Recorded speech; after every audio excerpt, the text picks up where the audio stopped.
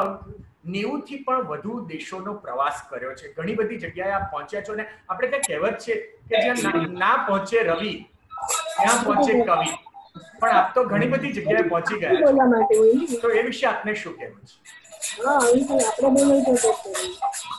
આમ તો જ્યાં રવિ અને કવિનો જે તમારો પ્રાસ છે એની કે જ્યાં પહોંચે કવિ ત્યાં પહોંચે અનુભવી. કદાચ હું અનુભવી કવિ છું. જી. અને વરસાદની સ્પીકમાં જ કરવાનું હોય, તમે આપણે બોલવાનું છે એટલે મેં ન કર્યું. મે આઈ રિક્વેસ્ટ કે બીજા બધા પ્લીઝ પોતાના ઓડિયો સ્વિચ ઓફ રાખી શકે. Thank you so much. Audio અને વિડીયો શક્ય હોય તો બંને. તો અવિનાશભાઈ, તમે બહુ સુંદર જવાબ આપ્યો કે જ્યાં ના પહોંચે કવિ ત્યાં પહોંચે અનુભવી.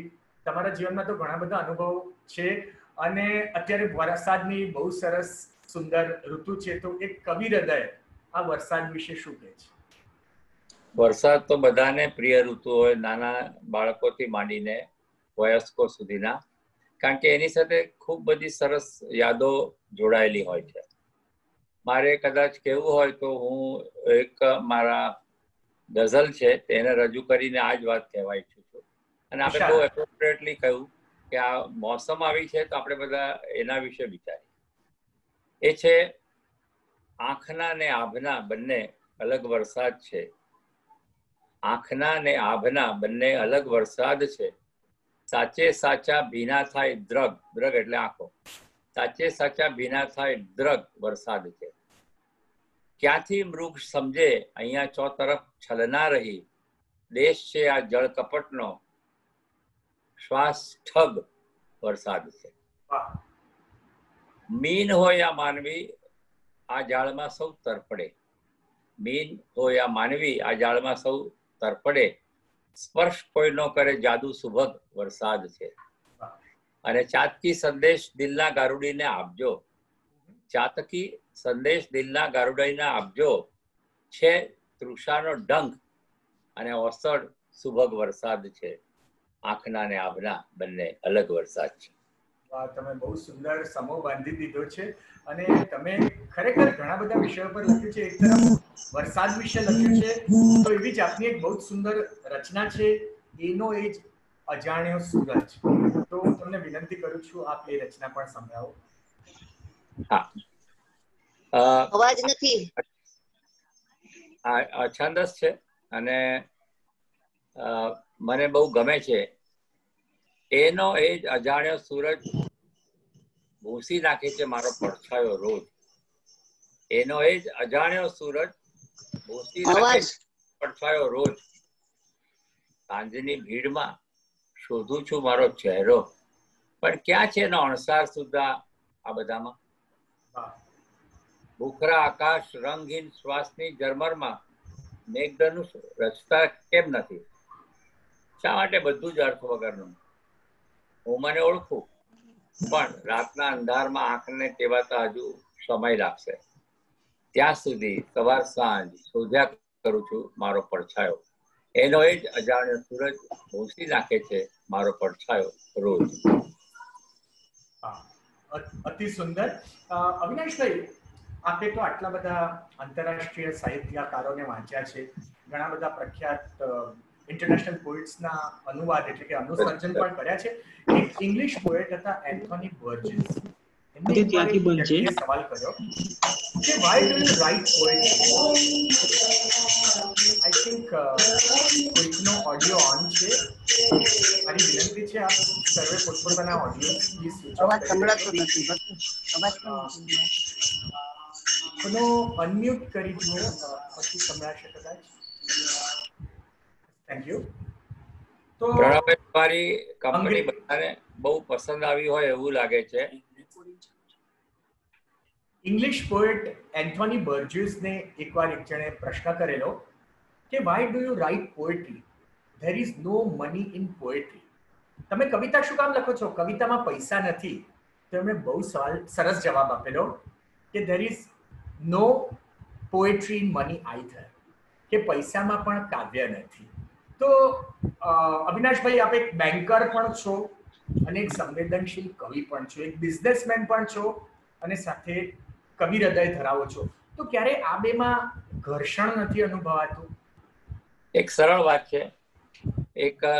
વાત છે, કે બધાના વ્યક્તિગત વિચારો હોય તેમ મારો પણ આ બાબત વ્યક્તિગત એવો વિચાર છે કે કેટલાક લોકો અને મોટા ભાગના અર્થમાં જીવનને શોધતા હોય છે.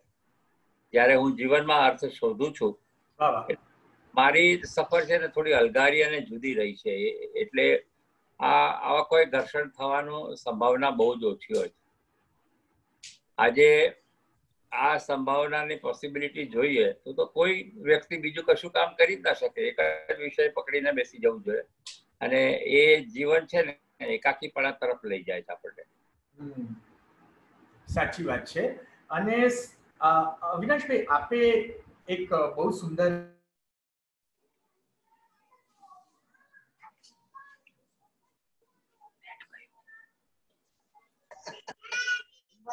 એનું પઠન કરી શકો. તમારો અવાજ વચ્ચે કપાયેલો એટલે ચાલે. આપનું કાવ્ય યાદ રાખજે. હા, એમાં એવું છે ભાઈ કે મારે અને કૃષ્ણ ભગવાનને બહુ ડાયરેક્ટ રિલેશનશીપ છે. એને ઘણીવાર અમે દોસ્તી કરતા હોય, કોઈ વાર થોડા એકબીજાથી નારાજ થતા હોય એવું બને.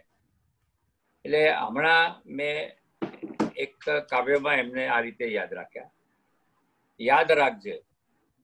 યાદ રાખજે બધાને બહુ બધું આપી દીધેલું હોય ત્યારે વધેલું શૂન્ય આપજે મને. બધાને બહુ બધું આપી દીધા પછી વધેલું શૂન્ય આપજે મને. હથેળીમાં રિક્ત વાળાકોના પૂર હોય છે અતળ અક્કળ, એમાં કાંઠો તોડીને ચારેકોર ભૂગવે છે ખાલીકો. ભીતરને છલોછલ ભરવા પૂરતું હોય છે મૌન.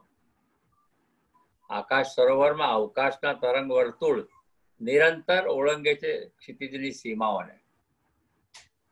જાણું છું અઘરું હોય છે કાંઈ પણ ન મેળવવું.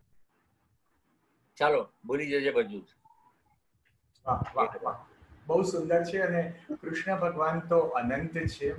હમણાં ટૂંક સમયમાં જન્માષ્ટમી આવશે, બધાને એની ખૂબ ખૂબ શુભેચ્છાઓ. અને બહુ સુંદર વાક્ય યાદ આવે છે. એકવાર કૃષ્ણએ રાધાને પૂછેલું કે હું ક્યાં છું, તો રાધાએ જવાબ આપ્યો, ગોકુળમાં, વૃંદાવનમાં, મિશ્રીમાં, કણકણમાં, મોરપીંછમાં, વાંસળીમાં, ગોરસમાં. પછી કૃષ્ણ ભગવાન પૂછે છે તો હું ક્યાં નથી?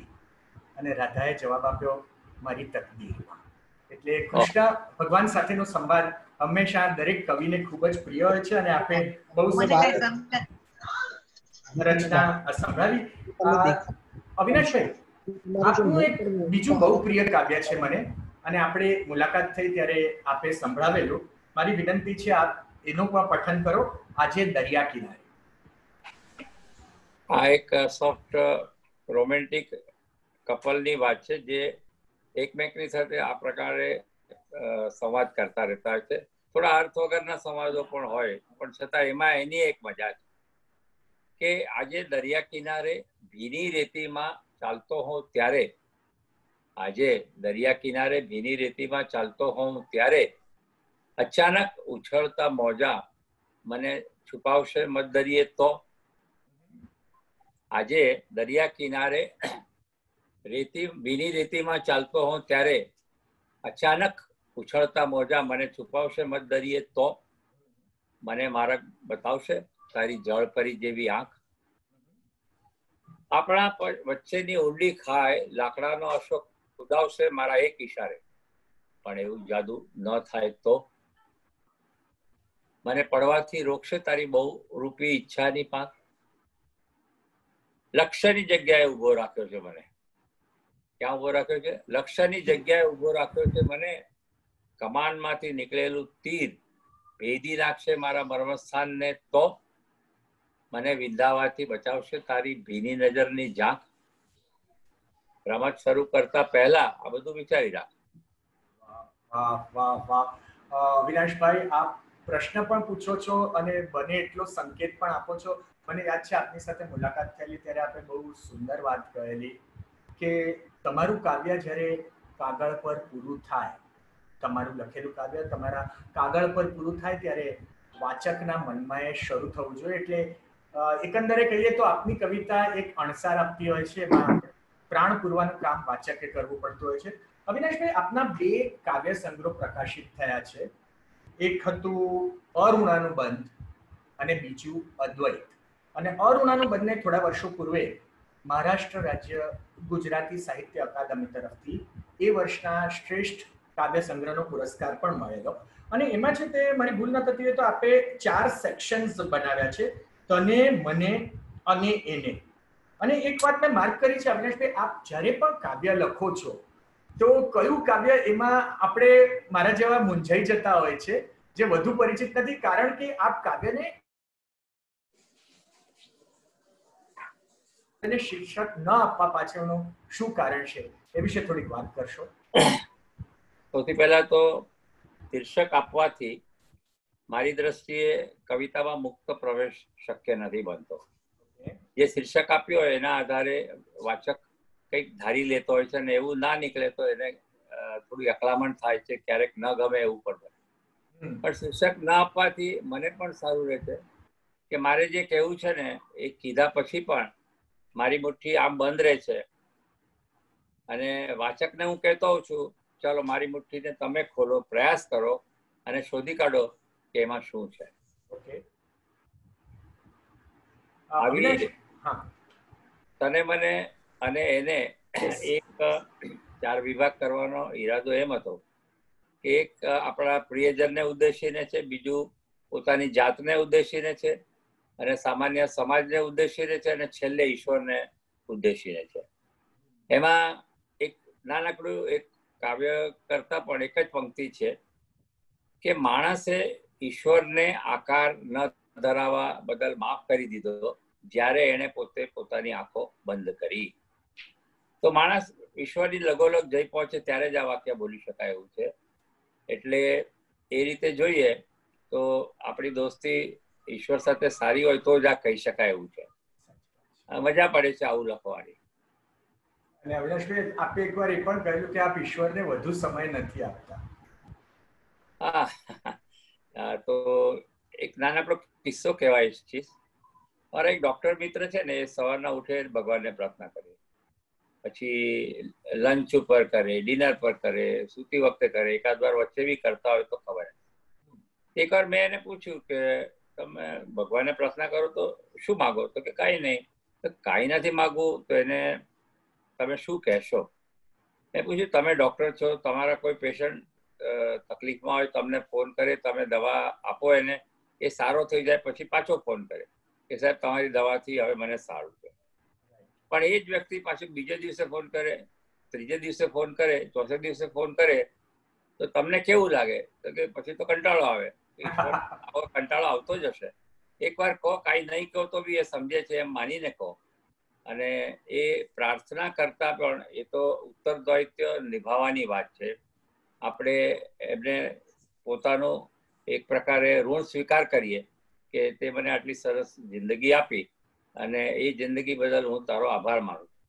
પણ હમણાં છે ને, તમે કહો છો એ સાચું છે. 20મી સદીની આ 20મું વર્ષ જે છે, 21મી સદીનું, એને તો પોતાના ચોપડામાંથી બહાર જ કાઢી નાખવાની જરૂર છે. હમણાં મેં ઈશ્વર સાથે પાછો એક સંવાદ રચેલો.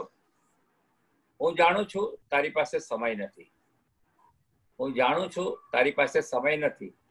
નાના મોટા લોકોની નાની મોટી પીડા માટે સાચા ખોટા ઉકેલ પણ નથી. નાના મોટા લોકોની નાની મોટી પીડા માટે સાચા ખોટા ઉકેલ પણ નથી. મારી મુશ્કેલી એ છે કે તારે સુધી આવવાના રાજમાર્ગ ઉપર વિવિધ પ્રકારનું અતિક્રમણ થઈ ગયું. તારા નામે કોઈ પુણ્ય વેચે છે, કોઈ પાપ ખરીદે છે. નામે કોઈ પુણ્ય વેચે છે, કોઈ પાપ ખરીદે છે. કોઈ વ્યાજબી કિંમતમાં અપરાધના જૂના વસ્ત્રોના બદલામાં પહેરાવે છે મુક્તિના રેશમી વાઘા. વચન આપે સુખના, દુઃખ રાખે આઘા. વચન આપે સુખના, દુઃખ રાખે આઘા. અને આ બધા જ કહેતા હોય છે. બધા શું કહે છે? બીજે છેતરાતા નહીં, અમારી પાસે પધારો. હવે તો તોડી નાખ આ બધી દુકાનો અને પછી મને થોડો સમય આપ. હવે તો તોડી નાખ આ બધી દુકાનો અને પછી મને થોડો સમય આપ. પ્લીઝ થોડો સમય આપ. જીવનની જિગ્ઝો પઝલના ઉકેલ માટે થોડો સમય આપ. એન્ડ યોર ટાઈમ સ્ટાર્ટ્સ નાઉ. વાહ વાહ વાહ, અતિ સુંદર. મને એક બીજું કાવ્ય ઈશ્વર વિશેનું એક કવિનું બહુ સુંદર હતું, એ યાદ આવ્યું. જો કે આનાથી થોડુંક વિપરીત છે કે માંગવાનું કહે છે તો માંગી લઉં છું આ પ્રભુ, માંગવાનું કહે છે તો માંગી લઉં છું આ પ્રભુ, દઈ દે મન એવું માંગે છે કશું એ નહીં. અવિનાશભાઈ, બીજું એક આપની બહુ જ સુંદર રચના હતી, ઝરણાની ઈચ્છા, જેના શબ્દો પણ બહુ મૃદુ છે, એનો વિચાર પણ અવનવો છે. મારી ઈચ્છા છે કે આપ એનું પઠન કરો. ઝરણાની ઈચ્છા. તમારો જે સર્ચ ડિપાર્ટમેન્ટ છે ઘણો સ્ટ્રોંગ છે ભાઈ. આમાં ગૂગલ કામ નથી લાગતું, આમાં આપણે થોડું સંશોધન કરવું પડે છે. ગૂગલ છે ને એ માહિતી આપે છે, મનોરંજન આપતું હશે, પણ એ મનોમંથન કરાવી શકતું નથી. વાહ વાહ વાહ. આપણે અહીંયા એક નાનકડું ઉદાહરણ આપવા ઈચ્છીશ કે જેમ રકાબી ની અંદર ચા હોય ને, એનો પરિઘ મોટો હોય પણ એની ઊંડાઈ ઓછી હોય, એટલે કે છીછરું હોય છે, એ ગૂગલ છે. અને આપણું જે કઈ મેળવેલું જ્ઞાન ને અનુભવ છે એ કપમાં રહેલી ચા જેવું છે, સાંકડું છે પણ ઊંડું જરૂર છે. આજે આ ઝરણાની વાત કરી, બહુ સુંદર છે કે જગત છે ને આખી નિયતિ એવી છે કે એ બિલકુલ ક્રમ પ્રમાણે ચાલ્યા કરે, એમાં સહેજ પણ ફેરફાર ન થઈ શકે. અને એવો ફેરફાર કરવો હોય તો શું થાય, એના માટે આપણે આ કવિતા લખાયેલી. તો સાદર કરું છું, આપની ઈચ્છા છે એ પ્રમાણે, કે ઝરણાને બે કિનારા તોડીને વહેવાની ઈચ્છા ઘણી વાર થતી હશે. ઝરણાને બે કિનારા તોડીને વહેવાની ઈચ્છા ઘણી વાર થતી હશે. અને ક્યારેક વૃક્ષને એમ લાગતું હશે કે ચાલો ફરવા જઈએ. વાહ વાહ વાહ. સૂરજને પણ સપના આવતા હશે ઉઘાડી આંખે. સૂરજ તો સુઈ ન શકે, 24 કલાકની સાયકલ છે, ઋતુચક્ર છે. સૂરજને પણ સપના આવતા હશે ઉઘાડી આંખે, લાવાનો પ્રવાહ નદીનો સ્પર્શ ઝંખે એવું બને. સૌને કોઈને કોઈ ચાહના. પ્રણવભાઈ, સૌને કોઈને કોઈ ચાહના. તો પછી શા માટે મારે જ બધા નિયમોનું પાલન કરવાનું? તો પછી શા માટે મારે જ બધા નિયમોનું પાલન કરવાનું? મારે પણ પ્રેમ કરવો છે નિર્બંધ, ગતિશીલ, સ્વયં પ્રકાશિત, શીતળ પ્રેમ. તોડવા છે બધા મોરાના સંબંધો, તોડવા છે બધા મોરાના સંબંધો, આકાશમાં તરુ, પીછાની જેમ નિરંતર સરું. તું સાચું કહે છે.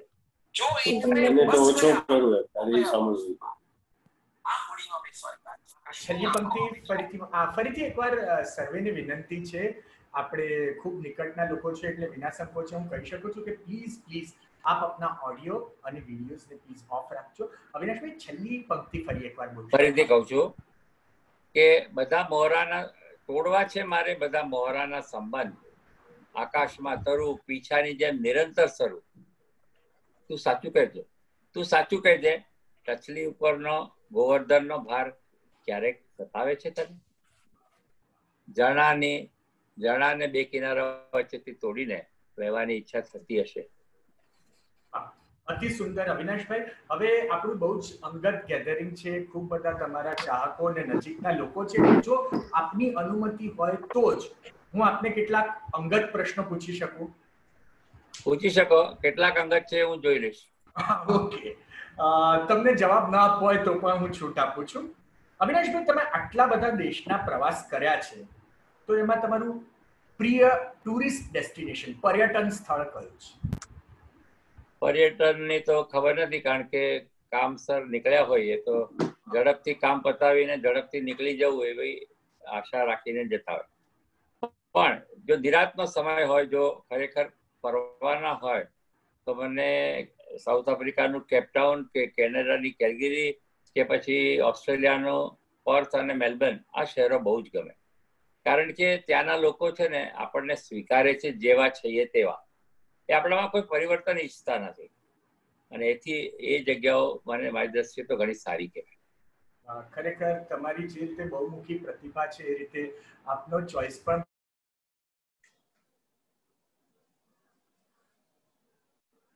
રેડિયો કપાય છે ભાઈ, આપણો ઓડિયો પણ કપાય છે. પ્રણવભાઈ, મારો અવાજ સંભળાય છે? હવે હા જી. તમારી પ્રિય વાનગી? આ સવાલ તો ક્યાંથી ક્યાં મને લઈ જાય છે. પ્રિય વાનગી એમ જોઈએ તો દરેકની અલગ અલગ હોય અને દરેકની જે પસંદ હોય એ બદલાતી રહેતી હોય. એક વસ્તુ મને હંમેશા આકર્ષે એ છે પાણીપુરી. પેટ કે છે લાવો લાવો, મન કે છે રહેવા દે નહીં ફાવે. પણ એક વસ્તુ એમાં મારી એક શરત હોય છે કે પાણીપુરી ખાવી હોય તો એ સારી જ હોવી જ જોઈએ જ. એક જગ્યાએ ના સારી મળે તો બીજી ત્રીજી જગ્યાએ પણ ફરવાનો આનંદ આવે, એમાં કંટાળો ના ચડે. એટલે તમારા જે પણ મિત્રો છે અવિનાશભાઈને જો આ લોકડાઉન પતી જાય ને આપના ઘરે આમંત્રણ આપો તો ડિનરના મેન્યુમાં શું રાખવું એનું એમણે સૂચન આપી દીધું છે. અવિનાશભાઈ, લોકો તમને કઈ રીતે ઓળખે? રીત તો શું હોય, હું જેવો છું એવો લોકો ઓળખે અને સ્વીકારે. સ્વીકારની ભાવના છે ને એ તો મનમાં હોવી જ જોઈએ.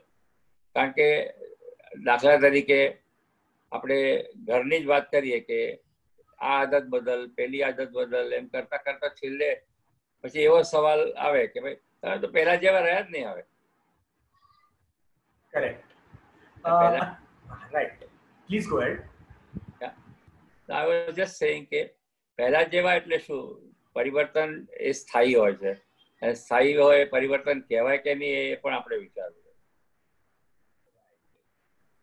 અવિનાશભાઈ, આ આપણે ઘણી બધી પ્રિય વસ્તુઓને ગમાની વાત કરી. હવે એક ડાયરેક્ટ અને થોડો પોઇન્ટેડ ક્વેશ્ચન કે આપને લોકોની કઈ બાબત નથી ગમતી? આદતની જ વાત છે એટલે કહેવામાં સંકોચ નહીં થાય. લોકો ગમે છે પણ દંભ નથી પસંદ. દંભ હોય ને એ વ્યક્તિની સાથે રહેવું નહીં. અને એ વ્યક્તિ દંભી કોણ છે જો કે બધાને એક સાથે જલ્દી ખબર પડી જાય એવું બી નથી હોતું. પણ જ્યારે ઓળખાઈ જાય ત્યારે વહેલી તકે એમાંથી બહાર નીકળવું. અને આજના કાર્યક્રમના અનુસંધાનમાં કહી શકો કે જે લોકો પોતાનો ઓડિયો ને વિડીયો ઓન રાખે છે. અવિનાશભાઈ, તમારો આદર્શ, એક આદર્શ વ્યક્તિ, આપના ઘણા બધા ઇન્સ્પિરેશન્સ હશે, ઘણા બધા લોકો પ્રેરણા સ્ત્રોત હશે, પરંતુ એક વ્યક્તિ જે તમારા જીવનનો આદર્શ છે, એટલે કે જેને તમે ખૂબ સન્માન આપો છો, એવું કોણ છે? નામો અલગ અલગ વિષયમાં અલગ હોઈ શકે પણ સમગ્ર રીતે નિહાળતા મને ડોક્ટર APJ અબ્દુલ કલામ એ મારા આદર્શ હોય એવું મારું માનવું છે. બહુ સુંદર વાત કરી અને આપણું ગર્વ છે કે એ ભારતીય હતા અને આપણા દેશના રાષ્ટ્રપતિ પણ હતા. અવિનાશભાઈ, તમે એક જીવનમાં ઘણું બધું હાંસલ કર્યું છે. તમારા જીવનમાં ઘણી બધી ચેલેન્જ આવી હશે, ઘણી બધી કસોટીઓનો તમે જુદી જુદી પરિસ્થિતિઓમાં સામનો પણ કર્યો હશે. તો તમારા જીવનમાં કઈ કઈ પ્રમુખ કસોટીઓ આવેલી અને આપે એને કઈ રીતે માત કરી? જે કસોટીઓ આજે ઉકેલ એનો મળી ચૂક્યો છે એ ઉકેલેલા કોયડા જેવું હોય છે. પછી એમાં કઈ રહેતું નથી ઉખાણા જેવું. પણ છતાંય છે ને એક આખો મારો પ્રોફેશન, જે હું આર્કિટેક્ટ એન્જિનિયર તરીકે પ્રેક્ટિસ કરતો, એ પ્રોફેશનમાં કોઈક એસ્ટાબ્લિશ ડેવલપર પાસે મીટિંગ હતી. એમાં વાતમાં એમણે એમ કહ્યું કે આર્કિટેક્ટ એ તો અમારે ત્યાં કામ કરતા હોય અને બિલ્ડિંગ લાઇનના બાદશાહ એટલે બિલ્ડર. ત્યારે એક ચાબુક તો લાગી ગઈ પ્રણવભાઈ કે આમને મારી અક્કલ પ્રમાણે ચાલવાથી પૈસા મળે છે તો મને કેમ નહીં. એટલે એક ચેલેન્જ સ્વીકારીને રિયલ એસ્ટેટમાં અમે પ્રવેશ્યા બિલ્ડર તરીકે. હવે આ એક કદાચ આ રીતે લઈ શકાય કે પરિવર્તન તો ઘણી બધી ચીજોમાં આવે. દાખલા તરીકે સુરેશભાઈ દલાલ, આપણા જાણીતા કવિ અને મારા માટે તો બહુ જ સન્માનનીય, એમણે મારા ત્યાં આવ્યા હતા ઘરે. તો મારા દિવાનખંડમાં એક ચિત્ર છે રાધા. Sorry, hello. હા, આપ ડોક્ટર સુરેશ દલાલનો ઉલ્લેખ કરી રહ્યા હતા. વચ્ચે એવો અવાજ આવ્યો કે અવાજ નથી આવતો. એનીવે, તો સુરેશભાઈને મારે જે દિવાલ પર એક ચિત્ર હતું, પેઇન્ટિંગ છે આ તો, એ પેઇન્ટિંગ વિશે એમણે જોઈને કહ્યું કે રાધાકૃષ્ણ બાજુમાં કેમ નથી, ઉપર નીચે કેમ છે? એ ચિત્ર હું તમને બતાવી શકત તો મને ગમત. ત્યારે એમણે કહ્યું કે આના આધારે 5 રચના મને કરી આપો. મારે આ વખતના દિવાળી અંકમાં, કવિતાના દિવાળી અંકમાં મારે આ પિક્ચર જે આપણે બતાડ્યું તે જ છે, જી, કૃષ્ણ અને રાધાનું. રાધા અને કૃષ્ણ. જે આપ સર્વે જોઈ શકો છો, આ ચિત્ર અવિનાશભાઈના ઘરે છે, જે ડોક્ટર સુરેશ દલાલે જોયેલું અને એના અનુસંધાનમાં અવિનાશભાઈને કંઈક કહેલું. અવિનાશભાઈ, પ્લીઝ ગો હેડ. એમણે મને 5 રચના આપવાનું કહ્યું. હવે ઓબ્વિયસ છે, સ્વાભાવિક છે કે રાધાકૃષ્ણ ઉપર 5 લખવા અને નોન રિપીટેટિવ લખવા એ એટલું સહેલું નથી હોતું, પણ બહુ સરસ કામ થયું. એમાં વિરહ છે, મિલન છે, યાદો છે, કૃષ્ણ જતા રહ્યા એનો વિરહ છે. ગોપીઓને પોતાના જીવનમાં એવું જ લાગતું હોય છે કે કૃષ્ણ માત્ર એની સાથે છે, એ એક ભાવના છે, અને કૃષ્ણનું જીવન ચરિત્ર. આ રીતે સુંદર 5 ગીતો થયા. પછી એની સીડી પણ બની, એની વિડીયો સીડી પણ બની રહી છે અત્યારે. અને એ 5 ગીતોના સમૂહને ગીત પંચમીના નામે સુરેશભાઈ દલાલે કવિતા મેગેઝિનના દિવાળી અંકમાં એ છાપી. એમાંથી એક રચનાના એક અંતરો હું જરા કહેવા ઈચ્છીશ. પ્લીઝ. કે વાલમજીને મળવાની થઈ છે વેળા, વાલમજીને મળવાની થઈ છે વેળા, હવે વાદળી ચંદરવા બાંધું મધુવનમાં, સખી છલક છલક છલકે માધવ નયનરમાં. વૃંદાતે વનમાં મુજને મેલી આઘેરી ઝરમર ઝરમર એવી રાતમાં, વૃંદાતે વનમાં મુજને મેલી આઘેરી ઝરમર ઝરમર એવી રાતમાં, કોણ હવે થશે મારો બેલી આછેરી જળહળ જળહળ જેવી વાતમાં. ભૂલી રે પડી રાસની રમઝટ હેલીમાં, જાણે સુગંધ સરે છે ઉપવનમાં, સખી છલક છલક છલકે માધવ નયનમાં. વાહ વાહ વાહ. અને મારા ખ્યાલથી આ જ ગીતને કંઠ આપ્યો છે દીપાલી સોમૈયાએ, અને આને સીડીમાં પણ સાંભળ્યું છે. ખરેખર ખૂબ કર્ણપ્રિય ગીત છે. એમાં સ્વર અને શબ્દો બંનેનો ખૂબ સુંદર આનંદ થાય છે. અને પ્રેક્ષકો, તમને એ જાણીને આનંદ થશે કે અવિનાશભાઈની કવિતાઓ માત્ર કવિતા મેગેઝિન નહીં, પરંતુ એતદ અને એવા ઘણા જ બીજા મેગેઝિન્સમાં છપાઈ પણ છે. અવિનાશભાઈ, આપની એક બીજી બહુ સુંદર રચના છે, જન્મોની તરસ छिपावવાની હોય છે. તો મારી વિનંતી છે, આપ એ રચનાનું પઠન કરો. જન્મોની તરસ જે છે એ પ્રતિકાત્મક રીતે મેં લીધું છે. વ્યંજના છે, અભિધા એમાં સમાયેલી છે, અને જેને સંવિત્તિ કહે છે, ચેતના છે. એટલે એક પ્રકારે એમ સમજો ને કે માણસને બહુ બધી મનમાં ભાવના હોય, એ વર્ષોના વર્ષો સુધી એ કંઈક ને કંઈક એમાં ઉમેરો કરતો રહે, એની પાછળ પાછળ દોડે, અને લગભગ થાકી જાય ત્યારે એમ કે મને આમાં જરાય રસ નથી. આ રચના એ એંગલથી જોવાની જરૂર છે. પ્રતિકાત્મક છે કે જન્મોની તરસ छिपावવાની હોય એ રીતે, જન્મોની તરસ छिपावવાની હોય એ રીતે, પાણી પીધા પછી ખાલી થયેલા ગ્લાસને જોયા કરવાનો અર્થ શું? જન્મોની તરસ छिपावવાની હોય એ રીતે, પાણી પીધા પછી ખાલી થયેલા ગ્લાસ તરફ જોયા કરવાનો અર્થ શું? ગ્લાસના તળિયે વધેલા પાણીના થોડાક ટીપા, ગ્લાસના તળિયે વધેલા પાણીના થોડાક ટીપા એ આપણી ઉતાવળનું પરિણામ છે કે ઓછી થયેલી તરસનું? આપણી ઉતાવળનું પરિણામ છે કે ઓછી થયેલી તરસનું? હવે ઢોળી નાખીએ તો લાગે તરસની કિંમત નથી. હવે ઢોળી નાખીએ તો લાગે તરસની કિંમત નથી. પી જઈએ તેમ છતાં તરસ છૂટવાની નથી. તો આપણે શું કરીએ? શેષ વધેલા ટીપામાં આપણા થીજેલા અસ્તિત્વને ધીમે ધીમે પીગાળીએ અને પી જઈએ બધા કાલખંડને એક ક્ષણમાં. કારણ કે જેની શરૂઆત નથી હોતી એનો અંત ક્યાંથી હોય? કારણ કે જેની શરૂઆત હોતી નથી એનો અંત ક્યાંથી હોય?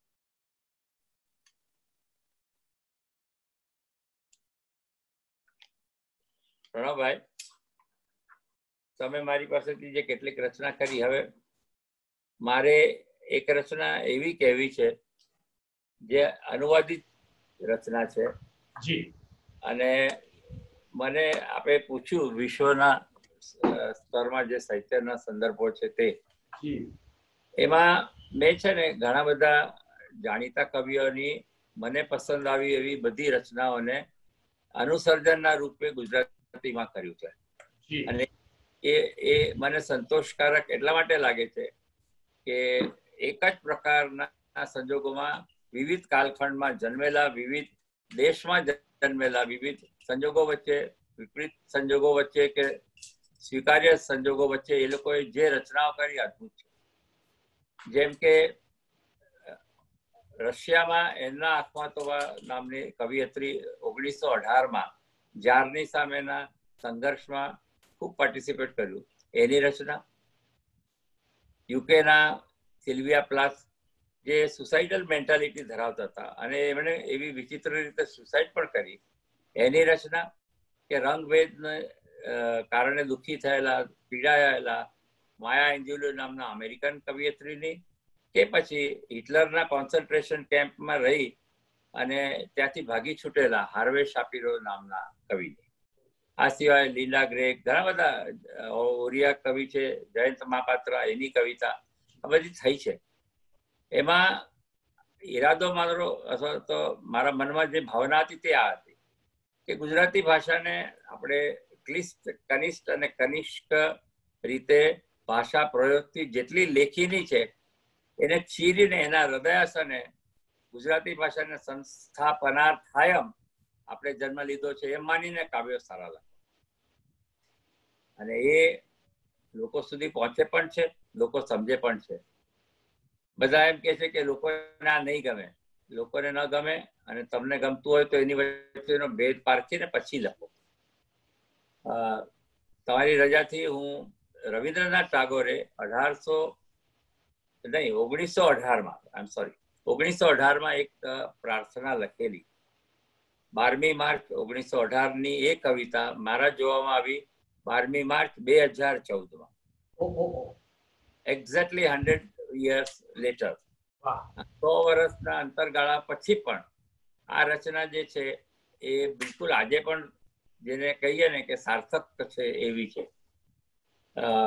આપની અનુમતિ હોય તો હું એ કવિતા વાંચવા ઈચ્છીશ. જરૂર. ડિયર ઓલમાઇટી, એટલે હું ગુજરાતી અને અંગ્રેજી બંને સાથે લેવા માંગુ છું.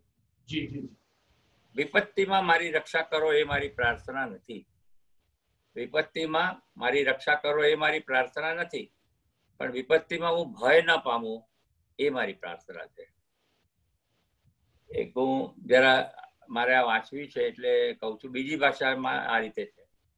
Protect me during difficult days is not my prayer, but in that difficult time I do not lose confidence is my prayer. દુઃખ અને સંતાપથી ચિત્ત વ્યથિત થઈ જાય ત્યારે મને સાંત્વના ન આપો તો ચાલે, પણ દુઃખ પર હું વિજય મેળવી શકું એવું કરજો. I may not have consolation from you whenever my heart is broken, but make sure that I victoriously overcome the pain. મને સહાય નહીં મળે તો કાંઈ નહીં, પણ મારું બળ તૂટી ન પડે એવું કરજો. It says, if I don't get help from you is fine, but ensure that I do not lose my strength. મને ઉગારો એવી પણ મારી પ્રાર્થના નથી, પણ હું તરી શકું એટલું બાહુબળ આપજો. You may not save me from drowning, but ensure that I can carry on myself with my strength.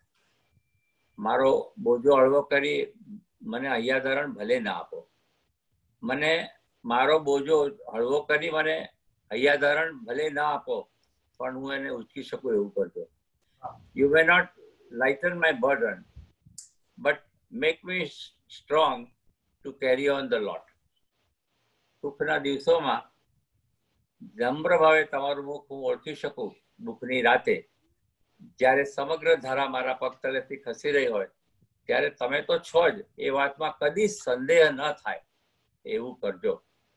In my days of happiness, I recognize your shine, and when the earth slips under me in the darkness of night of pain, make sure that I do not forget it's only you around me again and again. અતિ સુંદર. મને કવિ કુલગુરુ ટાગોરનું એક વાક્ય યાદ આવે છે, આપની અનુમતિ હોય તો કહું. મેં જ્યારે આકાશમાં વીજળી જોઈ ત્યારે એ બોલી ઉઠેલા કે whenever I see a lightning in the sky, whenever I see a lightning in the sky, I feel God is giving me his autograph. જ્યારે પણ હું આકાશમાં વીજળીને ઝબકતી જોઉં છું ત્યારે મને એવું લાગે છે જાણે કે ઈશ્વર મને પોતાના હસ્તાક્ષર આપી રહ્યો છે. અત્યંત સુંદર રચના આપે રજૂ કરી. હવે મારે બીજો પ્રશ્ન પૂછવો છે અવિનાશભાઈ.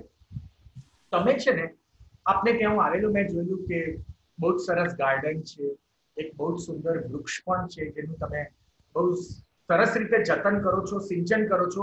બીજી તરફ તમારો ધંધો એક બિલ્ડરનો છે. વિપિન પરેખે એક કાવ્ય લખેલું કે આપણે મુંબઈ શહેરમાં વૃક્ષને કાપીએ છીએ, એની પર મકાન ચણીએ છીએ અને મકાનની અગાશીમાં પાછું રૂફ ગાર્ડન બનાવીએ છીએ. તો આ વૃક્ષ અને બિલ્ડરનો વ્યવસાય આ બેમાં કઈ રીતે તાલમેલ રહે છે? પહેલા તો હું માત્ર બિલ્ડર નથી, હું આર્કિટેક્ટ એન્જિનિયર છું. જી. જેમાં ક્રિએટિવિટી છે. બિલ્ડરના ધંધામાં ક્રિએટિવિટી એટલી પ્રમાણમાં હોતી નથી. આર્કિટેક્ટ સર્જન કરે છે, જેમ કવિ સર્જન કરે છે, જેમ અન્ય કોઈ વ્યક્તિ સર્જન કરે એના જેવું. પણ તમારી વાત સાચી છે. એનો જવાબ હું બિપિન પરેખની બીજી રચનામાં આપી દઉં. લખે છે વિપિનભાઈ કે એક કવિતાનો પુરસ્કાર જો 25 રૂપિયા હોય તો કવિએ કેટલી કવિતા લખવી જોઈએ જેનાથી એનું ઘર ચાલે?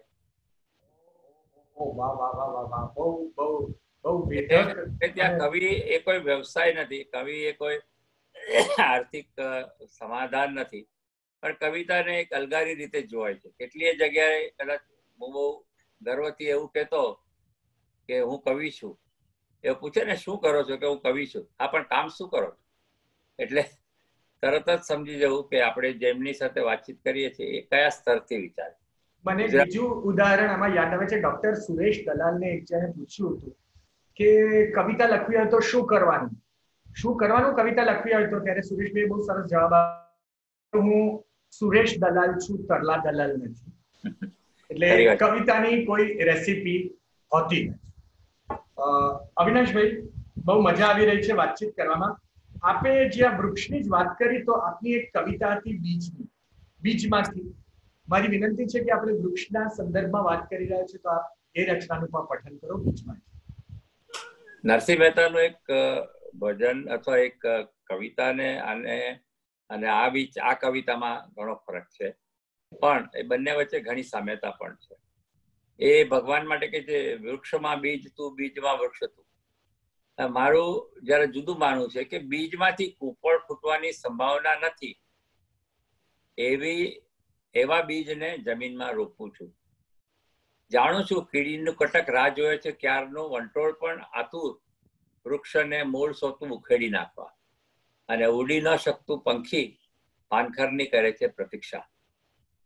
વાદળ વિહોણા આકાશના વાંજિયાપણા ઉપર અટ્ટહાસ્ય કરે છે કોઈ, છતાં એની છાયામાં શ્વાસ લેવા હું ક્યારનો એની છાયામાં શ્વાસ લેવા હું તપ કરું છું ક્યારનો. એ વૃક્ષની નિયતિ છે કે એનામાં બીજ થવાની શક્યતા નથી, ન બીજ ન વૃક્ષ. અને છતાંય એક કશુંક અદ્રશ્ય રીતે બનતું હશે. આ સૃષ્ટિ છે ને એ હંમેશા સાબિત કરતી જ રહેતી હોય છે. માણસ ગમે એટલી સુખ સાધન સગવડ વધારે, પણ અંતે તો એ સાબિત કરીને રહે છે કે હું સુપ્રીમ છું, તું નહીં. કોરોનાને એ રીતે જોવાનું શરૂ કરો. સાચી વાત છે સર. અને બીજું એક આપણે જે કુદરતની જ વાત કરી કે જે કામ થોડું શ્રાપિત થઈ ગયા હોય, એક આપણી બીજી રચના યાદ આવી સ્મૃતિના શ્રાપમાંથી. તો આપ એને પઠન કરી શકો. આ આપણે છે ને જે કાર્યક્રમ હોય ને એની અંદર સેમ્પલિંગ થઈ રહ્યું છે, એટલે કે આ પ્રકારનો પણ થાય છે, આ પ્રકારની પણ કવિતા થાય છે વગેરે. આ સદંતર જુદી વાત છે અને જૂની વાત પણ છે 5200 વર્ષની, કે સ્મૃતિના શાપમાંથી હજુ મુક્તિ મળી નથી. સ્મૃતિના શાપમાંથી હજુ મુક્તિ મળી નથી કે વિસ્મૃતિનું વરદાન મેળવવા હજારો પ્રસંગના પ્રાયશ્ચિત માટે તપ કરવાનું બાકી છે. શ્રુતિ અને વિસ્મૃતિના નિરંતર સંઘર્ષ વચ્ચે હું મંથન થયા પહેલાના સમુદ્ર જેવો અગાધ અને અકળ. આ મહાભારતની વાત આવે છે કે સ્મૃતિ અને વિસ્મૃતિના નિરંતર સંઘર્ષ વચ્ચે હું મંથન થતા પહેલાના સમુદ્ર જેવો અગાધ અને અકાળ. વિચારું છું, સમૂહની વલોવી નાખતી તંદ્રામાં પણ સુખ અને દુઃખના છળ પારખવાની મારી શક્તિ ક્ષીણ કેમ નથી થતી? શ્રુતિના શ્રાપમાંથી મુક્તિ મળે ન મળે, સહદેવનું અતિ જ્ઞાન વિસ્તરીને મને ઘેરી ન વળે તો સારું. બહુ સરસ. અવિનાશભાઈ, આગળ મારે સવાલ પૂછવો છે. હું સુવિખ્યાત હાસ્યકાર અમેરિકાના માર્ક ટ્વેનને કોટ કરવા માંગુ છું. એમણે કહેલું કે મોટા ભાગનું કારણ કે આપ એક પબ્લિશર પણ છો, એક પ્રકાશક પણ છો, અભિયાન ગ્રુપ ઓફ કંપનીઝના ચેરમેન પણ છો, એટલે એને અનુલક્ષીને આ પ્રશ્ન પૂછું છું કે માર્ક ટ્વેને કહેલું કે મોટા ભાગનું પત્રકારત્વ વાંચવા જેવું નથી હોતું અને મોટા ભાગની કવિતાઓ વંચાતી નથી. પરંતુ ક્યારેક પત્રકારત્વ વંચાય છે પણ કવિતાઓ તો ક્યારેય વંચાતી જ નથી. તો અત્યારે જે બેજવાબદાર જર્નલિઝમ ચાલી રહ્યું છે, ફેક ન્યૂઝ આટલા બધા આવી રહ્યા છે, સોશિયલ મીડિયાનો આ પ્રલોભનના વિશ્વનો માણસ પર જે પ્રભાવ થઈ રહ્યો છે, અને વચ્ચે ક્યાંક ને ક્યાંક કોઈક ને કોઈક રીતે આપણી માતૃભાષા ગુજરાતી પણ સફર કરી રહી છે. તો એના ઉત્થાન માટે કોઈ શું પ્રયત્ન કરી શકે અને આપ શું કરી રહ્યા છો?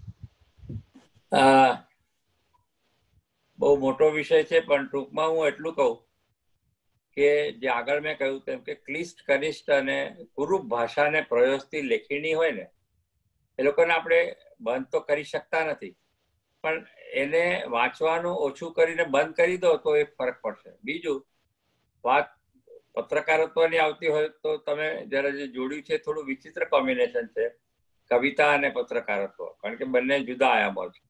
પણ પત્રકારત્વમાં તો ખરેખર જોઈએ તો તંત્રીઓ કે માલિકો અથવા બંને એવું નક્કી કરતા રહે છે કે ઘઉંમાંથી કાંકરા જુદા પાડો અને પછી કાંકરાને છાપો.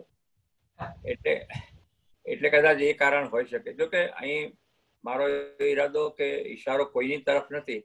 એક આત્મ નિરીક્ષણ કરતા એ પણ ખ્યાલ આવે છે કે જે આપણે જે સમાચારના જે હેડલાઇન્સ થતી હોય છે ને, એમાં ક્યારેક છે ને સમજવું બહુ જરૂરી હોય છે. પહેલા જમાનામાં એવું હતું કે છાપા વાંચવામાં આવતા ટુ બિલ્ડ એન ઓપિનિયન. હવે છાપા વાંચવામાં આવે છે ટુ કન્ફર્મ ધી ઓપિનિયન. દાખલા તરીકે મારો જે વિચારસરણી હોય એવું જે પેપર છાપે એ મારી દ્રષ્ટિએ સાચું છાપું ગણાય. અયોધ્યામાં જ્યારે 92માં બનાવ બન્યો ત્યારે 3 છાપાની હેડલાઇન હું તમને સમજાવી દઉં. એક ગુજરાતી છાપામાં એવું છપાયું કે અયોધ્યામાં ભગવો લહેરાયો. અંગ્રેજી પેપરમાં છપાયું Babri Masjid rays to ground. અને તટસ્થ ગણાતા પેપરમાં છપાયું વિવાદાસ્પદ ઢાંચો તોડી પડાયો. એક જ સમાચાર, એક જ ઘટના અને 3 જુદા જુદા દ્રષ્ટિકોણ. એ મહત્વ દ્રષ્ટિકોણનું છે સમાચાર કરતા વધારે. અને હવે ફેક ન્યૂઝની વાત. હમણાં બહુ સરસ વાતો ચાલે છે. આપણે મનોરંજન માટે સિનેમા જોવાની જરૂર નથી, સિરિયલો જોવાની જરૂર નથી, ખાલી સમાચાર સાંભળો કે 3જું વિશ્વયુદ્ધ થવાનું છે. હવે ક્યાંકથી ક્લિપિંગ આડાવડા જોડી કોઈ કહેવાતા એક્સપર્ટ્સને બોલાવી અને આની ચર્ચાઓ થાય છે. અને બધા એક પ્રકારે આમાં મનોરંજન મળતું જ હશે, કારણ કે બહુ એના રીડર્સ કે વ્યુઅર્સ હોય છે. આ છે ને, આ તકલાદની વાતો છે. એનાથી ભાષા સુધરવાની નથી. ભાષા સુધારવી હોય તો પહેલા બોલવું પડે, અને બોલો તો એની પહેલા તમારે ઘણા બધા આયામોને અમલમાં મૂકવા જોઈએ. અહીંયા પ્રવીણ સોલંકી સાથે એકવાર વાત કરતા છે ને, ક્લોઝ થવા માંડ્યું. હા, તો એવી વાત આવી કે નાટક પણ ગુજરાતી ભાષા ટકાવવામાં મદદરૂપ છે. ખરેખર મનોરંજનના જેટલા આયામો હોય એ પણ ગુજરાતી ભાષામાં હોય તો પ્રેક્ષકો મળવા જોઈએ, તો એ કામ કરી શકે. અને ભાષાની ચિંતા આપણે એટલા માટે છોડી દેવી જોઈએ, અગર ચિંતા કરવી હોય તો સાચી પ્રયોજાતી ભાષાની કરીએ. બાકી તો અંગ્રેજી શબ્દો ભરમાર આવી ગઈ છે અને ઘણી બધી વસ્તુઓ એવી બનતી હોય છે. મારા ખ્યાલે સમય આપણી પાસે ઓછો છે, તો આ વિષયને અહીંયા રોકીને એક બે કવિતાઓ કહીએ. ચોક્કસ. મારી ઈચ્છા હતી, મારી ફરમાઈશ હતી, જે જેટલા બને એટલા આપના પાસાઓ છે, જે વિષયોને આપે કાવ્યોમાં આવરી લીધા છે, બધાનું રસાસ્વાદ આપણા પ્રેક્ષકોને થાય એનો પ્રયત્ન કરી રહ્યો છું. તો આપ આપની રચના ઉઘાડી બારીની પઠન કરી શકો. હા, ઉઘાડી આપણે એક ઇલ્યુઝનમાં જીવતા હોય છે, એક ભ્રમણામાં જીવતા હોય છે. એની વાત છે કે ઉઘાડી બારીની બરોબર સામે દિવાલ ઉપર એક ફોટો ફ્રેમ, ઉઘાડી બારીની બરોબર સામે દિવાલ ઉપર એક ફોટો ફ્રેમ, પાતળી સોનેરી કિનારવાળી ફ્રેમ, જીવંત થાય ભૂખરી દિવાલ. પહેલા હતી દિવાલો એકાકી, જેમ 10માંથી એકડાની હોય બાદબાકી. બારી બાર દ્રશ્યોના દરિયા, પ્રેમના કાચ ઉપર પ્રતિબિંબાય ઝાંખા ઝાંખા. બારી બાર દ્રશ્યોના દરિયા, પ્રેમના કાચમાં પ્રતિબિંબાય ઝાંખા ઝાંખા. ક્યારેક વાસંતી વાતાવરણ તો ક્યારેક વરસાદી વૃક્ષના પાંખા દ્રશ્યો. પણ ફ્રેમમાં તો છે છબી અફાટ રણની, પણ પ્રેમમાં તો છે છબી અફાટ રણની. આપણો પ્રેમ છબી કે ફ્રેમ? આપણો પ્રેમ છબી કે ફ્રેમ. બહુ બહુ અતિ સુંદર. અને હવે કાર્યક્રમના અંત તરફ જઈ રહ્યા છે, તો વિદાયની વાત કરીએ તો એ માટે મને યાદ આવી ગયું કે આપની એક રચના છે, બહુ જ સુંદર રચના છે, લાંબી છે પરંતુ બહુ મર્મસ્પર્શી રચના છે. વિદાય વેળાએ. વિદાય વેળાએ મારે પણ થોડુંક વાંચીને બોલું છું આપની પરવાનગી સાથે. વિદાય વેળા હે, સમયના બારોટિયા વટે માર્ગોના આયખાના પળોના પોટલાને આંચકી લેવાને બદલે સુરતના સાતેય અશ્વને લીલું વૃક્ષોની હરિયાળી ચરવા ઘડીક છૂટા મૂકે એવા અંતરના પોરાની આ વાત છે. ને કેસુડાના ફૂલના સાફા બાંધીને ફરવા નીકળેલી વાસંતી ટૌકાની ટોળી ઉપર સ્મૃતિના સાચા મોતીની માળા ઓવારી જતા ધીરે સ્થિર થયેલી શિયાળુ રાત છે. હજુ હમણાં જ હાઉક કરીને સંતાઈ ગયેલી વૈશાખી કોયલના બચપણને શોધીએ ત્યાં તો કંકુના લાલચોળ થાપાના સગટ છેટ પરગામમાં મળે અને પિયરના ફળિયાને વળોટીને રંજણ રેવાલ ચાલે જતા રસાલાના મુખીની પાટવી કુંવરનું પાનેતર ઓઢીને સપનાગેરી આંખો ઢાળીને બેસેલી જણાય અમારી વાલસોઈ દીકરી. ખાલીખમ ખેતરનો ચાડીઓ માછડે ચડી ભીની આંખે છાજુ કરી દાડા વાટે કુવા કાંઠે રાવણ અથો વગાડતા ભગતના રામ પાથરમાં સંવેદનાનો પાલ ઉતારતા અધધધ મલકની સાથે નજરૂના ત્રાટક કરે. રાજકન્યાના હાથને સ્પર્શીને ગહેકાત કરતા મોરલા પછી ચતુર ચિતારાની પીછીએ પીળું પીળું બળતા સૂરજને પાણિયારાના ઉજારીની ટોચે બેસાડી અલક મલકની વાત માંડે. પાછળડાને વહાલ કરતી ગોકુળની ગાયોના જીવ કાનાની બંસી સાંભળીને હેઠા બેસે. ગોધુલી સાથે ગોરંબાતી શક્યતાના વાદળોનો પ્રતિબિંબ પાડતા શબ્દના કુવાની તિરાડમાં ઉગી નીકળેલો મૌનનો પીપળા ઉપર કંકુના છાંટા અને સૂતરના 7 ફેરાની શુભેચ્છા સાથે તુલસી કેરાની સાકે કહીએ, ચાલો દીકરીને કહીએ શિવાસ્તે પંથાના સંતો. હું સમજી શકું છું પ્રણવભાઈ કે દરેક પાર્થિવ વસ્તુની જેમ આ કાર્યક્રમનો પણ અંતની નજીક આપણે પહોંચ્યા છીએ. એટલે તમારો મારે આપને માત્ર એટલું કેવું છે, આ બહુ જ સુંદર તમે સૌરાષ્ટ્રની કન્યા વિદાયની વેળાની યાદ અપાવી. મને કવિ દાગની રચના યાદ આવી ગઈ કે કાળજા કેરો કટકો મારો. સર, તમે કહ્યું કે આ પાર્થિવ રચના, હવે એ બધા પર જતા પહેલા આપ એક બહુ સુંદર ગીત પણ લખે છો. કમલભાઈ વોરા લખે છે કે એક ગીતનું પઠન કરો એવી વિનંતી. કમલભાઈ, આમાં વિનંતી ન કરવાની હોય. અવિનાશભાઈ, આપની કવિતામાં છે ને કાયાકલ્પ અને માયાકલ્પ બંને હોય છે. તમે તમારી પત્નીએ જેમ કહ્યું છે કે એમને માટે તમે જાદુગર છો, તો આજે હું તમને એક જાદુ બતાવવાનો છું, એક સરપ્રાઈઝ આપવાનો છું, જો અનુમતિ હોય તો. જરૂર જરૂર. આપની સમક્ષ આજે આ ઝૂમ મીટિંગમાં હાજર છે સુવિખ્યાત ગાયક શ્રી પાર્થિવભાઈ ગોહિલ. પાર્થિવભાઈ, આપનું સ્વાગત છે. Most welcome. હું તો પાર્થિવ વસ્તુની વાત કરતો હતો, આપને તો મારા મિત્રને યાદ કરાવી દીધો. યસ પાર્થિવભાઈ, પ્લીઝ આપ આપનો વિડિયો ઓન કરો એવી વિનંતી છે. અને most welcome to hidden treasure show. Yes I am on and આપનો ચહેરો નથી દેખાયો. આપ જોઈ શકો છો? Not yet. Can you see me now? Yes. Parthivbhai, કેવું લાગી રહ્યું છે આપ જોડાયા ત્યારથી અત્યાર લગી? ઓડિયો ઓફ છે પાર્થિવભાઈ, ઓડિયો ઓફ છે. Yes, Yes. sorry, I'm sorry. Please go ahead Parthivbhai. Yes, હું ઘણા વખતથી કવિતાઓનો આસ્વાદ થઈ રહ્યો છે, એનો આનંદ લઈ રહ્યો છું અને એટલી મજા આવી રહી છે. અને મને જૂના દિવસો યાદ આવી ગયા. હું મુંબઈ જ્યારે આવેલો 1997 માં, અને ત્યારે મને યાદ છે એક કપોળ મુરબ્બી નટવરલાલ દેસાઈ, એમના થકી હું અવિનાશભાઈ નો પરિચય પહેલી વાર થયેલો. અને એ દેસાઈ પરિવાર થકી હું અવિનાશભાઈને મળ્યો ને ત્યારથી અત્યાર સુધી, એટલે જેમ તમે કીધું એ પ્રમાણે મને તો એમનો કલાકાર તરીકેનો જ પરિચય છે. એટલા બધા કાર્યક્રમોમાં હું મળ્યો છું એમને, એમની રચનાઓ સ્ટુડિયોમાં ગાઈ છે. અને કપોળ યંગ કપલ્સ, કેટલા એવા યંગ કપલ્સ જ્યારે એ વર્ષે પ્રેસિડેન્ટ હતા, અને ત્યારે દર વર્ષે એ બધા જ યંગ કપલ્સને કંઈ પણ મૂંઝવણ હોય એટલે અવિનાશભાઈ સાથે બેસીને જ આખું પ્લાનિંગ થતું હોય. ને ત્યારે એ બધા પ્લાનિંગમાં, કાર્યક્રમોના પ્લાનિંગમાં મને પણ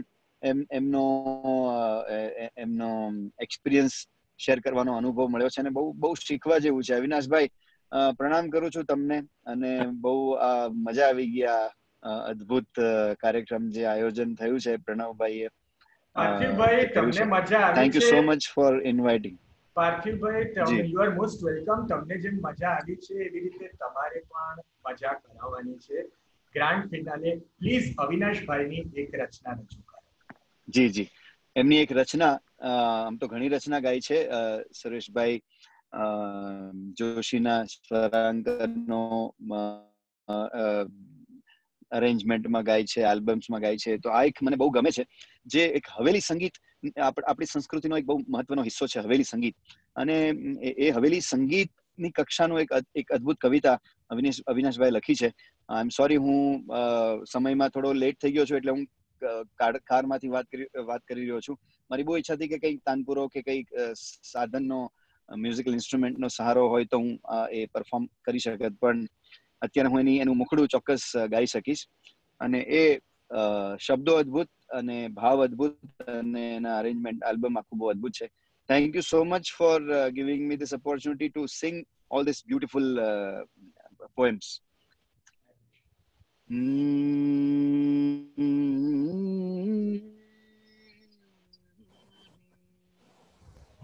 Nizagama pani sani pama pagamaga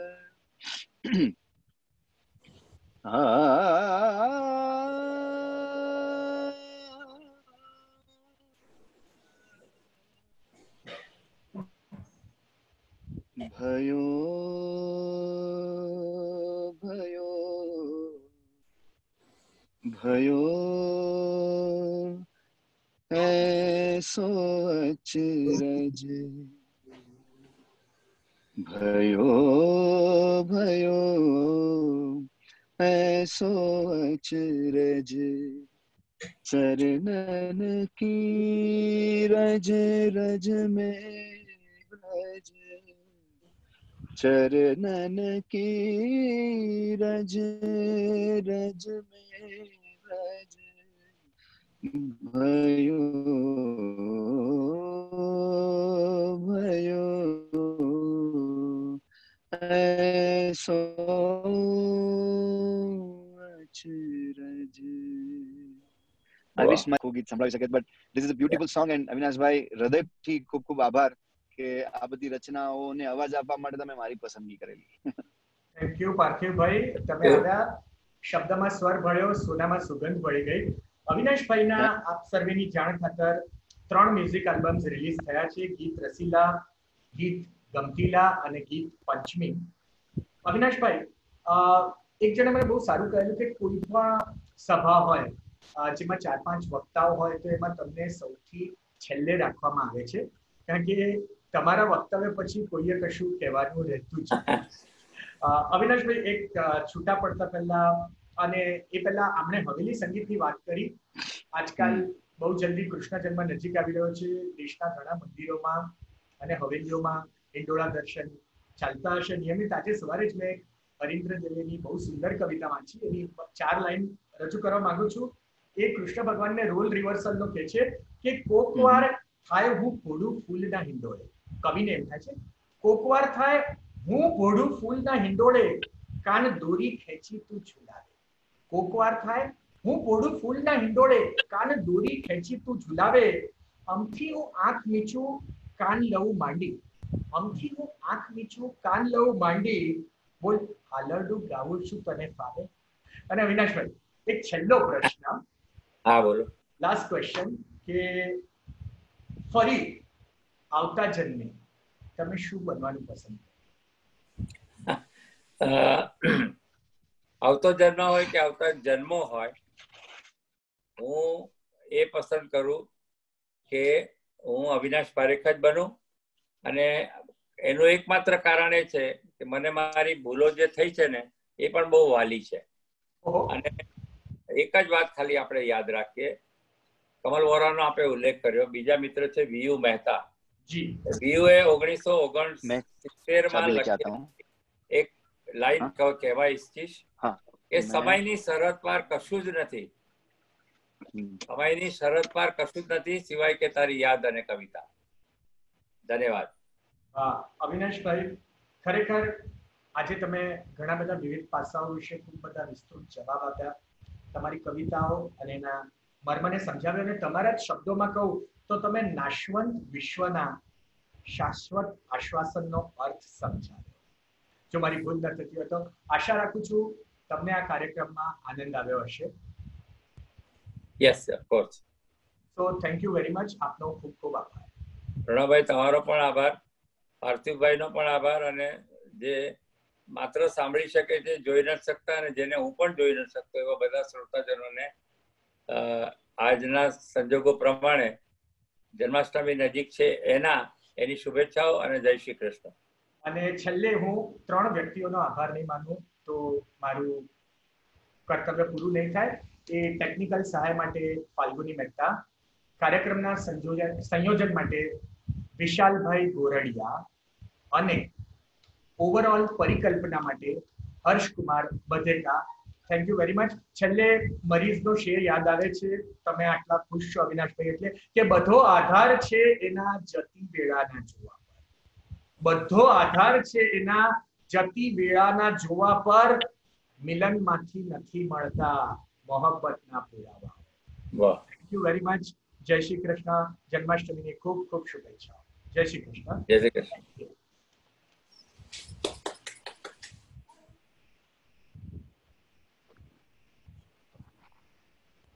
જય શ્રી કૃષ્ણ. Thank you.